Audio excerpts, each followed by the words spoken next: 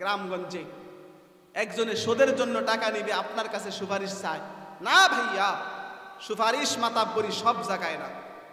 সুদ দেওয়ার জন্য কোনোদিন আপনি সুপারিশ করবেন না, তাহলে আপনিই শাস্তির উপযুক্ত। তাহলে কয় নাম্বার শাস্তি গেল? তিনটা। 1 নম্বর আপন মায়ের সাথে ব্যভিচার করা, 2 নম্বর 36 বার জিনা করা, 3 নম্বর আমি বুঝাচ্ছি আপনাদেরকে, 3 নম্বর আল্লাহর নবীর লানত। বলেন কার লানত? আল্লাহর নবীর লানত, অভিশাপ সুদখোরের উপরে। কয়দিন বাঁচবেন দোস্ত? দুনিয়াতে কয়দিন থাকবেন? 4 নম্বর শাস্তি আল্লাহ তাআলা কোরআনের মধ্যে সূরা বাকারার 275 নম্বর আয়াতে বলেন, আল্লাযীনা ইয়াকুলুনার রিবা লা ইয়াকুমুনা ইল্লা কামা ইয়াকুমুল্লাযী ইয়াতাখাব্বাতুহুশ শাইতানু মিনাল মাস যালিকা বিআন্নাহুম ক্বালু ইন্নামাল বাইউ মিসলুর রিবা। দোস্ত, কিয়ামতের দিন পাফি তাফি নেককার সবাই আল্লাহর সামনে দাঁড়াইতে পারবে, কিন্তু বাপ যারা সুদ খায়, এই সুদখোরের কোনো আস্থানা থাকবে না কিয়ামতের দিন। পাগলের মতো মিরিকি বায়ু লোকের মতো সুদখোর কিয়ামতের দিন ছটফট করবে, এসে আল্লাহর সামনে দাঁড়াইতে পারবে না। এই 4 নম্বর শাস্তি। 5 নম্বর সুদের শাস্তি দোস্ত, নবীজি সাল্লাল্লাহু আলাইহি সাল্লাম উপরে আয়াত নাযিল হয়েছে সূরা বাকারার, এর পরের আয়াতটা সূরা বাকারার 276 নম্বর আয়াত। কত? 5 নম্বর শাস্তি সুদের। ইয়ামহাকুল্লাহুর রিবা ওয়া ইউরবিস সাদাকাত। আল্লাহ তাআলার সিদ্ধান্ত, আল্লাহ সুদকে মিটাইয়া দিবে। বলেন সুদ কি করে দিবে?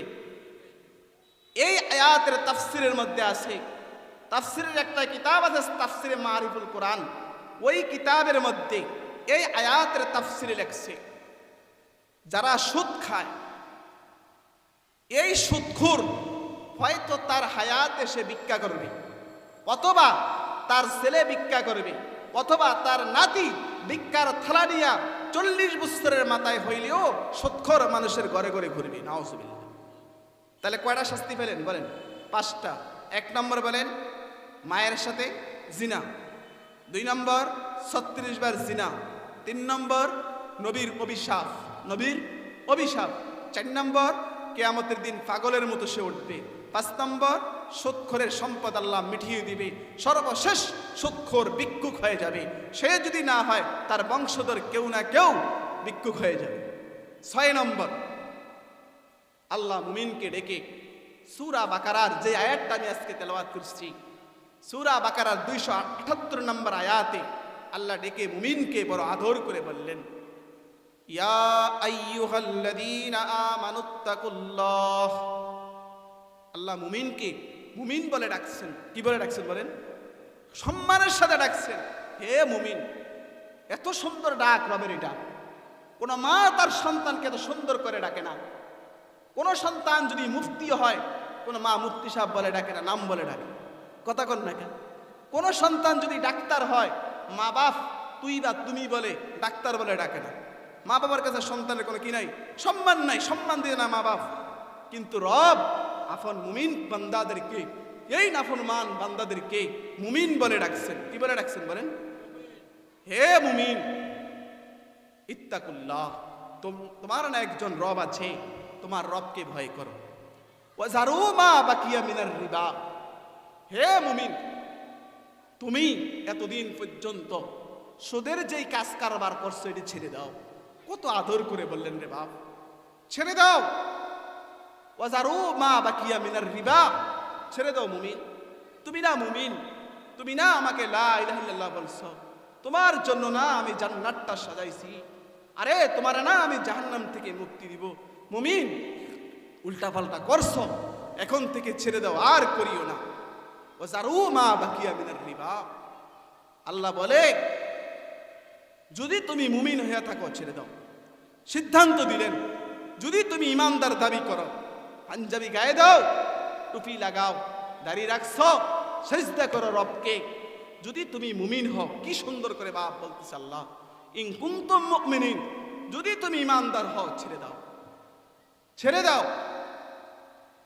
আর যদি তুমি না ছাড়ো, যদি তুমি না ছাড়ো, তো শোনো, আমার পক্ষ থেকে শোনো, সূরা বাকারার 279 নম্বর আয়াতে রব সর্বশেষ চূড়ান্ত সিদ্ধান্ত সুদখোরকে দিলেন, ফা ইল্লাম তাফআলু ফাআযানু বিহারবিন মিনাল্লাহ।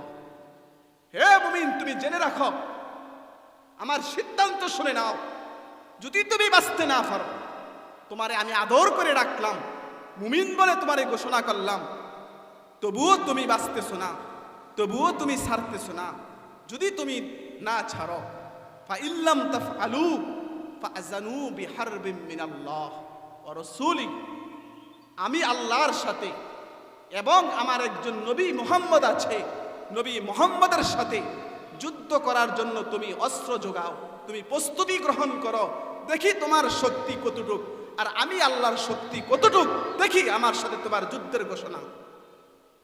দোস্ত, কতদিনের সম্পদ রে বাপ, কতদিনের সম্পদ ভাইয়া, মরে যাও তো দোস্ত দেখবে তোমার সম্পদ নিয়ে কিভাবে কারাকারি লাগে। আমার মা বোন স্বামীর পায়ে ধরে বলো, স্বামী আমার, শাক সবজি দিয়ে জীবন গড়ব, তবুও সুদের হারাম দিয়ে জীবন সাজাবো না। ঘর নাই না থাকুক, খোলা আকাশের নিচে ঘুমাবো, আর রবের কাছে হাত পেতে বলবো, রব ঘর করার সামর্থ্য নাই, শুনেছি সুদ হারাম, সুদের ঘরে যাব না, খোলা আকাশের নিচে ঘুমাই দিছি, রব তুমি দেখতেছ। দোস্ত, অনেক মানুষ ফ্লাইওভারের নিচেও ঘুমায়, তবু তো তার দিন কেটে যায়। কিছু ওই যে বাদ্যা বা দুনিয়া আছে না, কি বলেন আপনারা, বেরাজদি বলেন আপনাদের এলাকায়, এরাও তো রাস্তার পাশে থাকে, রাস্তার পাশে ঘুমায়। তো দোস্ত, এদের তো জীবন কাটে।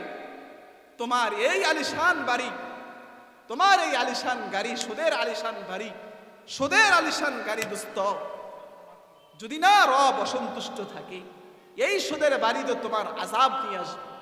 এই জন্য আল্লাহ তাআলা চূড়ান্ত সিদ্ধান্ত দিলেন, আমার বান্দা, তুমি যদি না ফিরে আসো, আমি তোমারে মুমিন বলে রাখছি, তো আমি তোমার সাথে যুদ্ধের ঘোষণা করলাম, দেখি তুমি সুদ নিতে নিতে কতটুক সম্পদের পাহাড় বানাইতে পারো, আর আমি দেখি তোমাকে কতটুক নিচে নামা দিতে পারো। ভাইয়া আমার বাপ, যদি আল্লাহ আমাকে ধরেন, আমারে নিচু করে দেন, কোন ব্যবসায় আমার উন্নত করবে, কোন ব্যাংকের লোনে আমাকে তারাক্কি দিবে রে বাপ, কোন ব্যাংকের টাকায় আমারে উন্নত করে দিবে। সাময়িকভাবে দেখেন, কিস্তিতে গাড়ি নিলে 3 মাসে আপনি আদায় করে ফেলেন, না দোস্ত, তুমি ভাবতে হবে, আমি 3 মাসের কিস্তি সুদী ব্যাংকের টাকা, এই কিস্তি আমার সর্বশেষ চূড়ান্ত সিদ্ধান্ত কোরআন বলেছে ধ্বংস করে দিবে। আল্লাহ যুদ্ধের ঘোষণা করেছে। এজন্য গরিব ভাইয়া, টাকা নাই, রাত্রের গভীরে রবের কাছে হাত পেতে রবের কাছে ভিক্ষা করো। দুনিয়ার মানুষের কাছে চাইলে মানুষ রাগ করে, রবের কাছে না চাইলে রব রাগ করে। কথা বলেন টাকা, রবের কাছে না চাইলে রব রাগ করে। আর দুনিয়ার মানুষ একজন আরেকজনের কাছে চাইলে, একবার চাইলে দেয়, দ্বিতীয়বার চাইলে মুখ কালা করে, তৃতীয়বার চাইলে ধমক মারে। আর রব বলে, বান্দা আমার কাছে চাও, আমি তোমারে দিব। এই জন্য দোস্ত, সহিহ বুখারী শরীফের কদিম নুসকা যেটা আছে, ওই কিতাবের 1116 নম্বর পৃষ্ঠা, হাদিস নাম্বার 7194 নম্বর হাদিস বর্ণনাকারী হযরত আবু হুরায়রা রাদিয়াল্লাহু তাআলা আনহু, এ গরিব ভাইয়া, তোমারে আমি ট্রিটমেন্ট দেই, তুমি হাদিসটা শোনো। সুদী ব্যাংকের মধ্যে না গিয়ে, সুদখোরের দরজায় না ঘুরে, রাত্রের গভীরে বাপ, যখন 3টা বাজে, যখন 4টা বাজে, রাত্রের গভীরে উঠে দোস্ত, শীতল পানি দিয়ে ওযু করে যায় নামাজ বিছিয়ে 2 রাকাত নামাজ পড়ো, কারণ ওই সময় রব ডাকতে থাকে। মাইয়াসআলুনি ফাউতিয়াহু ওয়া মাইয়াদউনি ফাআজিবা লাহু ওয়া মাইয়াসআলুনি ফাউতিয়াহু ওয়া মাইয়াস্তাগফিরুনি ফাগফির লাহু। আমার কাছে কে চাবে? আমি তো দেওয়ার জন্য শুধু ঘুরতেছি বান্দা। আমার থেকে কে ক্ষমা চাবে? আমি তো ক্ষমা করার জন্য আমার বান্দাকে চাইতেছি। কে কোন বিপদে আছো আমার বান্দা? আমি রবের কাছে হাত পেতে চাও, আমি তোমাকে দিব। এটা রবের ওয়াদা। কার ওয়াদা বলেন? রবের ওয়াদা। এই জন্য দরিদ্র ভাইয়েরা সুদী ব্যাংকে না গিয়ে, সুদখোরের কাছে না গিয়ে কার কাছে চাইবো বলেন? বলেন কার কাছে চাইবো? আল্লাহ তাআলার কাছে চাইবো। এই জন্য দোস্ত, হালাল কামাই উপার্জন করা এটাও ফরজ। সুদ তরিকায় না, আপনার টাকা আছে, এই টাকা দিয়ে দোস্ত ব্যবসা বাণিজ্য করেন, গরু ছাগল ফালেন, অসুবিধা কি? জায়গা জমিনের ব্যবসা করেন টাকা দিয়া। দোস্ত, হারাম তরিকায় কেন টাকা দিয়ে আপনি টাকা কেন নিবেন? টাকা দিয়ে আপনি টাকা না নিয়া টাকা দিয়ে গরু কিনে লালন পালন করেন, টাকা দিয়ে ছাগল কিনে আপনি লালন পালন করেন। দোস্ত, বাইহাকি শরীফের বর্ণনা, বাইহাকি শরীফের 8787 নম্বর হাদিস, নবীজি সাল্লাল্লাহু আলাইহি ওয়াসাল্লাম থেকে হাদিস বর্ণনা করে আব্দুল্লাহ ইবনে মাসউদ রাদিয়াল্লাহু তাআলা আনহুমা নবীজি বলেছেন, তলাবু কাসবিল হালাল ফরিদাতুন বাদাল ফরিদা। আল্লাহর ফরজ বিধান আদায় করার পরে হালাল উপার্জন করা এটাও ফরজ। এই জন্য দোস্ত, সবাই নিয়ত করেন, আমরা আজ থেকে এই সুদের শাস্তিগুলো শোনার পরে আমরা আজ থেকে আর কেউ সুদ খাবো না। বলেন, সবাই নিয়ত করেন, সবাই নিয়ত করেন দোস্ত। তাহলে বলেন, সুদের 1 নম্বর শাস্তি কি? মায়ের সাথে ব্যভিচার। 2 নম্বর শাস্তি কি? 36 বার জিনা করা। 3 নম্বর শাস্তি কি? আল্লাহর নবীর অভিশাপ। 4 নম্বর শাস্তি কি? আল্লাহর সামনে দাঁড়াইতে পারবে না কিয়ামতের দিন। 5 নম্বর শাস্তি কি? সুদ করে সম্পদ ধ্বংস হয়ে যাবে। 6 নম্বর শাস্তি কি? আল্লাহ তাআলা তার বিরুদ্ধে যুদ্ধের ঘোষণা করেছে। আল্লাহ তাআলা আমাদেরকে আমল করার তৌফিক দান করেন। ওয়া আখিরু দাওয়ানা আনিল হামদুলিল্লাহি রাব্বিল আলামিন।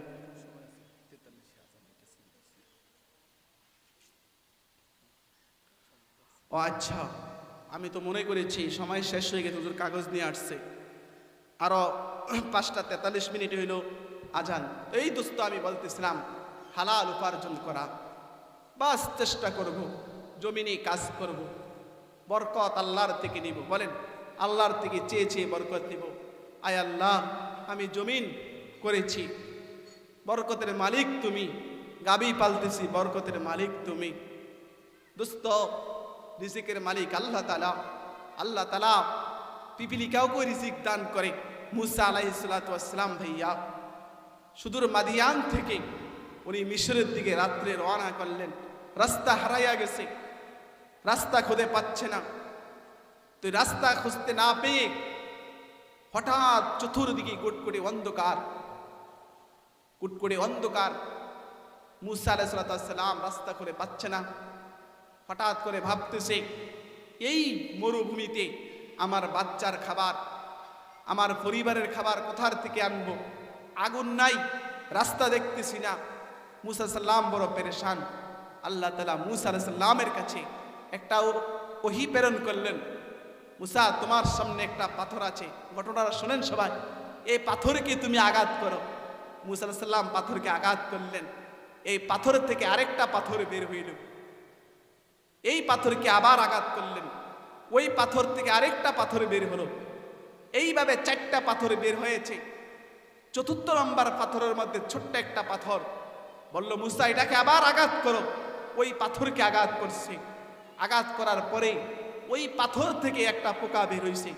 আর পোকা এখন মুসার সাথে আরবিতে কথা বলতেছে, সুবহানা মান ইয়ারানি ওয়া ইয়াসমাউ কালামি ওয়ারিফু মাকানি ওয়ালা ইয়ানসানি ওয়ারযুকুনি। সুবহানাল্লাহ। পোকা বলতেছে, মুসা, এই 4 পাথরের ভিতরে আমি, এই দেখো আমার মুখের সামনে তাজা একটা গাছ দেখা যাচ্ছে, গাছ। এই 4 পাথরের ভিতরে আমার রব আমারে দেখতেছে। আমি কোথায় অবস্থান করতেছি, আমার অবস্থান সম্পর্কে আমার রব জানতেছে। ওয়াসমাউ কালামি, বনবন করে আমি এই পাথরের নিচে কি বলি সেটাও আমার রব দেখে, সেটাও আমার রব দেখতেছে। এক মুহূর্তের জন্য আমার মাওলা, আমার মালিক এক মুহূর্তের জন্য আমাকে ভুলে